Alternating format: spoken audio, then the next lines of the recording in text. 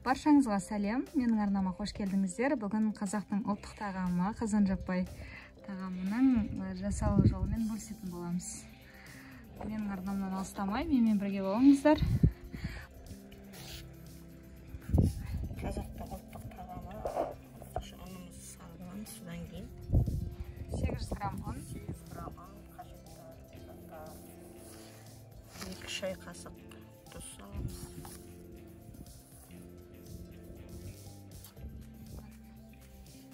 шамамен 100 граммдай шекерді. Дрожжіні саламыз. 2 шай қасық бар. Сонан соң барлығын жақсылап араластырамыз әбден. Жылы сумен илейміз.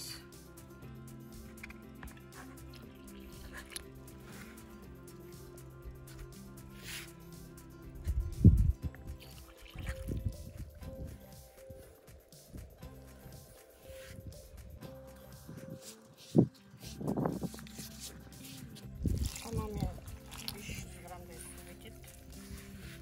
Әбден илейміз. Нанымыз жұмсақ болу керек. Жақсы ашып, көтеріліп шығу үшін нанды жұмсақ қылып илейміз.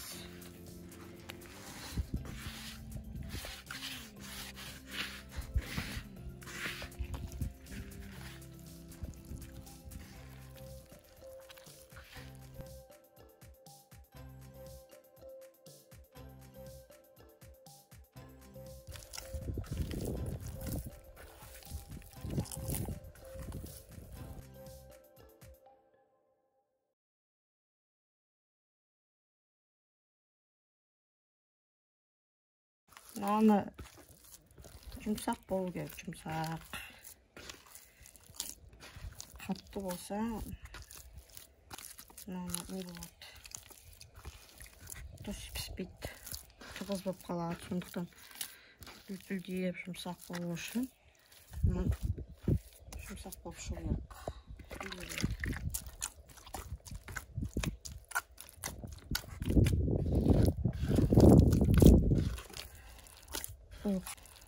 Бұл қазақтың ұлттық тағамы, қазан жаппай. Бұны ертеде қазақтар жаңағы құрметті қонақтарға арнап жасаған бір жаңағы қазақта бір семіз марқаның орнына жүреді. Тойымды тамақ.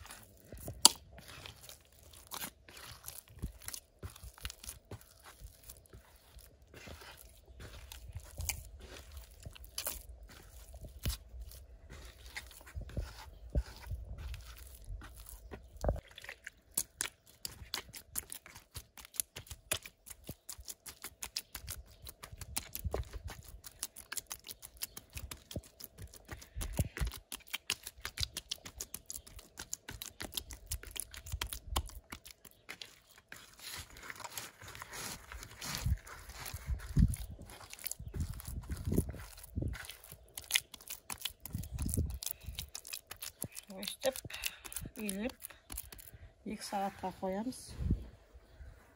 Бетін жауып, 2 сағаттың ішінде 3-4 қайтара басып тұру керек.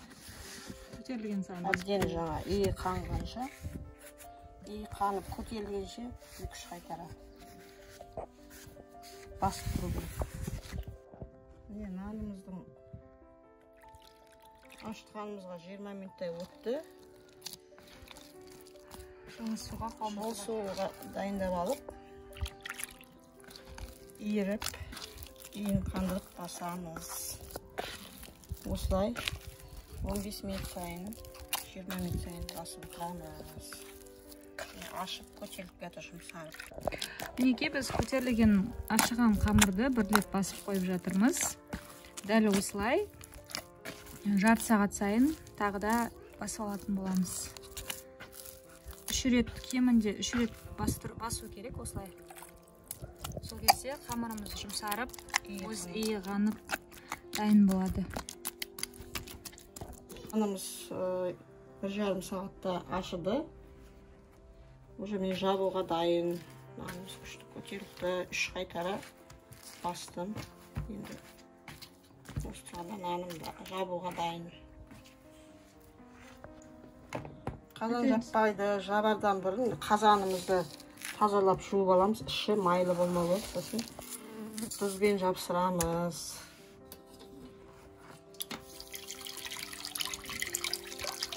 Нанды тұзға батырып отырып жапсырамыз. Осындай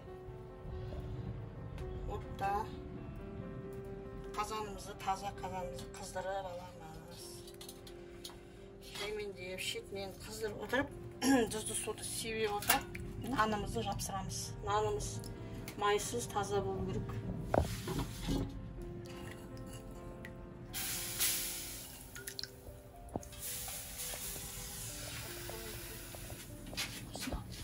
көрінген алмайды.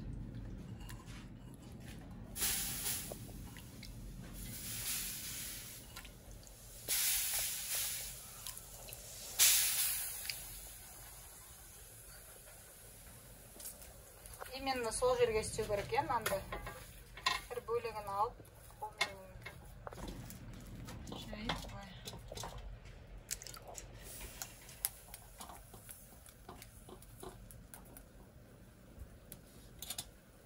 Айналдырып отырып істепті. Айналдырып осы қыздырып отырамыз шетінен. Осылай айналдырып істей береміз. Барлығын осылай жасап шығатын боламыз қазір. Айналдыра отырып қазанды алдымен қазан қызғанша күтеміз, жасайтын жерімізді. Сонан соң суды бүркеміз.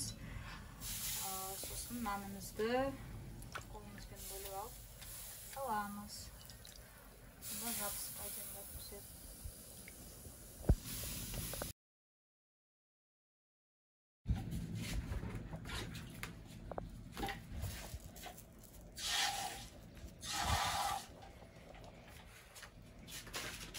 Осымен мінекей болды, істелі. Енді осылай жапсырып болғаннан кейін астын пісіріп аламыз бірінші. Ненің піскенін, астының піскенін мына жерден булар шығады. Сосын шамалы қызарады, сосын мына жегі қызарғаны ол піскені ол есептеледі. Өйстіп айналдырып астын пісіріп аламыз, сарғайып.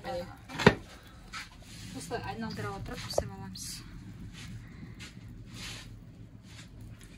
Әже 1 минутқа жеткен жоқ,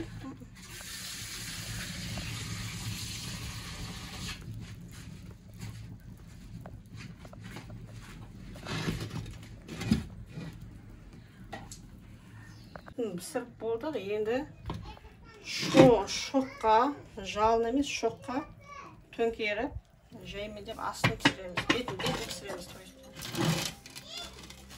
Жаймендеп бетін пісіреміз. Алдарып қоямыз, айналдырып отырып пісіреміз. Жайлап пісіп жатыр, міне айналдырып беріп болады. Қайта айналдырып отырып пісіреміз. Оттың осы жағылған оттың шоғына қандырамыз. Қазан жаппаймыз, пісіп дайын болды. Осы аяғы бір жарты сағатта. Дайын болған нанымыздың беті жұмсақ болу үшін қаймақ жағамыз беті. Ұстайтыңызшы? Болды, ұстайтыңызшы, пожалуйста, қарайтын. Қаймақ жағамыз, жақсылап жапшамыз.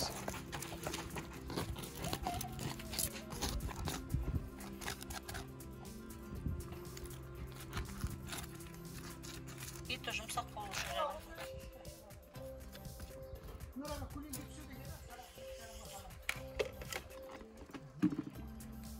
Жылы дастарханмен бетін қаймақ бетіне сіңу үшін қырып қоямыз 5 минутқа. 5 минут өткен соң майға қазан жаппаймызды алып, табаққа салып, арасына май жағып саламыз.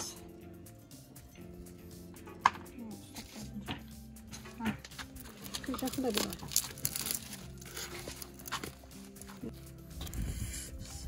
Ысыма? Сыда. Шақпен аласың.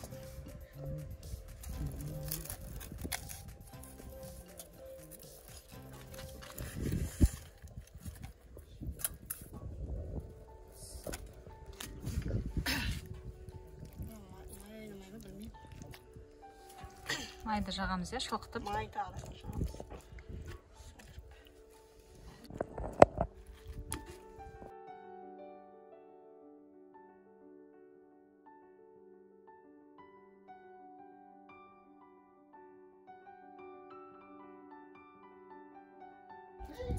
Осылай майды салып, 5-10 минутқа май сіңіп арасына еру үшін майды осылай түйірлей де салуға, ертіп те салуға, қалауынша май сіңіп, бойына сіңіп тұру үшін. Осымен қазан жаппай дайын.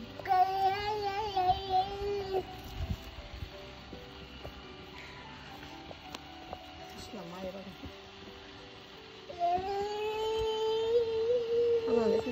Ананы салайын ба? Әкеле.